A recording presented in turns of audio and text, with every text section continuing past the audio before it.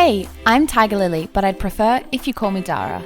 You've come to the right place if you want to see behind the scenes of the life of a DJ, a passionate vegan, and a crazy dog mum. Welcome to my channel. Don't be a stranger. Come say hi. Welcome to my vegan life. I've been getting a lot of questions on my second account, Our Sole Purpose, about how to go vegan. Is it difficult? Did I go cold turkey? What's it like dealing with a vegan partner, with a non-vegan partner? Food swaps, tips for starting, all this kind of stuff. And so I thought I would just sit here and talk to the camera and chat to you guys about it. And then if you have any further questions on from this, you can then ask me more questions either in the comments or on my Instagram, or I can even do another video about it. So I decided to go vegan. It's 3.5 years ago now, which maybe even a bit longer than that, which is awesome. And it was hands down the best decision I've ever made, and I cannot imagine my life without it, which is a big call for sure. But it's by far the best thing that I've ever done for myself, and I would never, ever, ever, ever, ever change it. I'm so passionate about it, and it makes me feel so good, not only from a physical perspective, but also from a moral and mental perspective. I decided to do it after I became really unwell with stomach issues. I was traveling heaps for work. I was probably drinking way too much alcohol, all that kind of stuff. And I just thought that I would give it a go. I had a cousin, Rosie, who was vegan at the time, and my sister was slowly transitioning to a vegan diet as well. My sister Georgina is really smart, and so she was reading all these beautiful books like The China Study and How Not to Die, and was pretty convinced that veganism would be an amazing diet for herself too. So there were all these people in my life that were making the change and reaping a whole heap of benefits. And so I jumped on that bandwagon, and I'm so bloody glad I did. Before that, I will say that I was flexitarian for sure. So I would be vegetarian for a minute, and then I'd eat fish again, and then I'd be vegetarian for a minute, and then I'd eat fish again, or I'd have a bit more of an egg, or maybe sometimes if I was traveling I'd have chicken. I don't know, I was kind of all over the place with what I was doing. The girl I was traveling with back then was pescatarian, so that's kind of why I started to do that, because it's definitely easier to travel with someone when your diet's the same. I definitely didn't do it overnight, and I wouldn't recommend people doing it overnight in cold turkey, because I think that that's not really sustainable.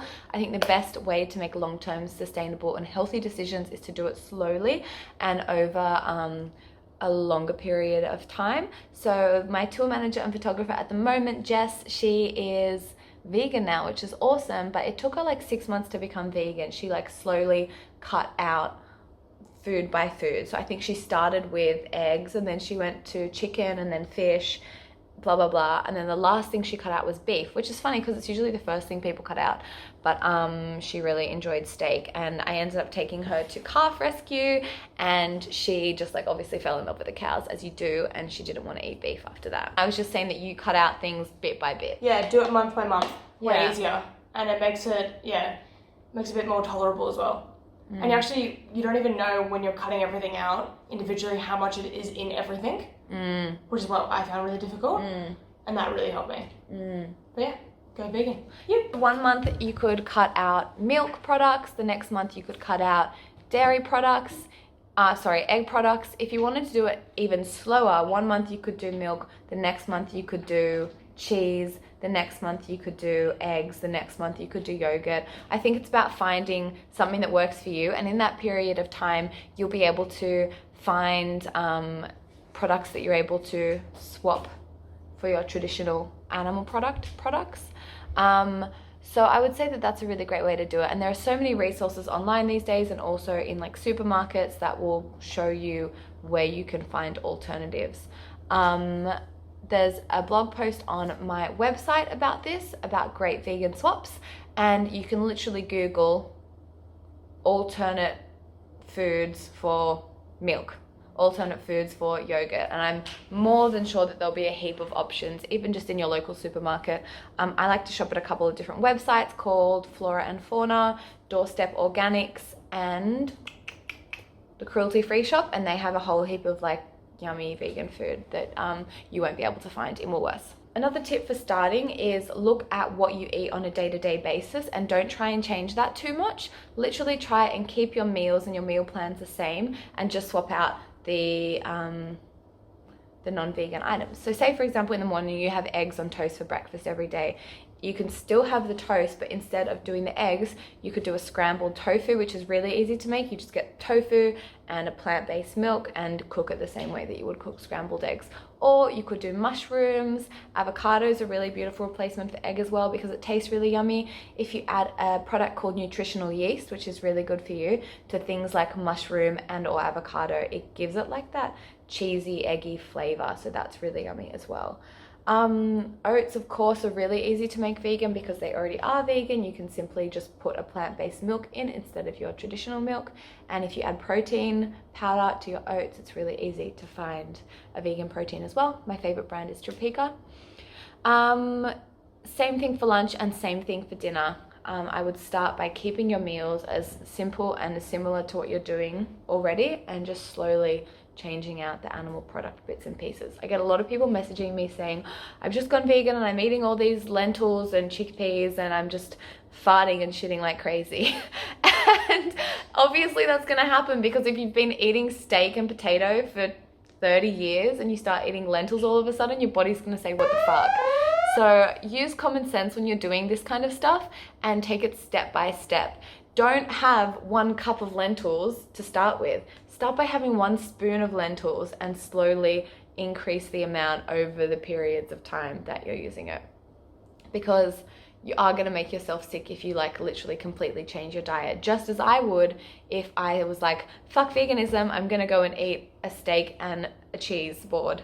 I'd be so sick. I accidentally ate non-vegan chocolate like 2 years ago and I was so sick almost immediately after because I hadn't had dairy in such a long time.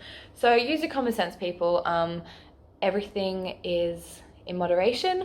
I think there are so many amazing resources online as well. I've got a whole heap of articles on my website talking about quick and easy vegan recipes, heaps of vegan swaps, foods that are accidentally vegan that you didn't know were vegan, such as Oreos, yum. And there are a whole heap of people that you can reach out to that have both free and paid for content. One of my good friends, Sammy Bloom, she is a nutritionist in Sydney, Australia, and she helps people transition from a SAD diet, standard American diet, to a plant-based diet and helps them do that in like a safe, healthy way. So there are people out there that specialize in things like this that can help you if you are interested. Another thing I would say, if you're doing that, a slow transition to a vegan diet, it would be a really good idea before you start making changes to get a full blood test done, because you can just kind of have an idea of all your levels and where they're at, and then every 6 months get your bloods done. I do it. It's cheap, it's easy, it takes 5 minutes at the doctor's, and it's a really good way to just monitor what's happening in your body, because being vegan is a lot harder to get all the nutrients and stuff that you need. You need to be really conscious of what you're eating, because you're not eating meat and other products which is just like fortified with a whole heap of shit, which is a positive, but you also have to be dedicated to making sure that you're staying healthy. And a way that I like to kind of look at this is if you are eating the rainbow. So when you look at your plate, if it's like big and colorful with all the different colors of the rainbow, that's a pretty good indication that you're going to be getting a whole heap of different minerals and nutrients, macronutrients, micronutrients that's going to fuel your body. If you're just eating potatoes every day, even though potatoes are fucking amazing, it's probably not going to be the best for your nutrition. I had an iron deficiency toward the end of last year, which really sucked, and my iron was freaking low. So I take an iron supplement called Multifor. This one, I find it doesn't make me nauseous and it doesn't constipate me or give me diarrhea, which is amazing. Yay. I take a vitamin D supplement. This is a spray. It's called VitaShine. I got this off Flora and Fauna, I think, from memory. I'm taking one at the moment called Opti3 as well, which is omega and all your good fatty acids that people often get from things like fish. You can also get these from things like flaxseed oil, which is really beautiful. There is a new supplement coming out with omegas 3, 6 and 9 super soon called NutriKind, which I'm going to give a go as well because I'm really looking forward to trying that. I'm taking zinc at the moment, primarily because my last bloods came back with slightly lower zinc levels. In this little pill box, I've got B12, which is an obvious one to take if you are a vegan, and even non-vegans probably should be taking B12. I've got some curcumin here, which is the main ingredient, I suppose, in turmeric, and that acts as a really beautiful anti-inflammatory, especially when you're working out. And I've got an ATP Science supplement in here called Resilience, which is beautiful for your immune support, and I take this when I travel. Magnesium spray. This is also great for sore muscles and stuff. I probably don't need to supplement with this, but it's really nice when I'm training quite heavily. And I've just started taking this, which I'm loving. ATP Science Vegan Essential Amino Acids. I listened to a podcast the other day when I was running on the treadmill, and it made me think that I never not want to take this product.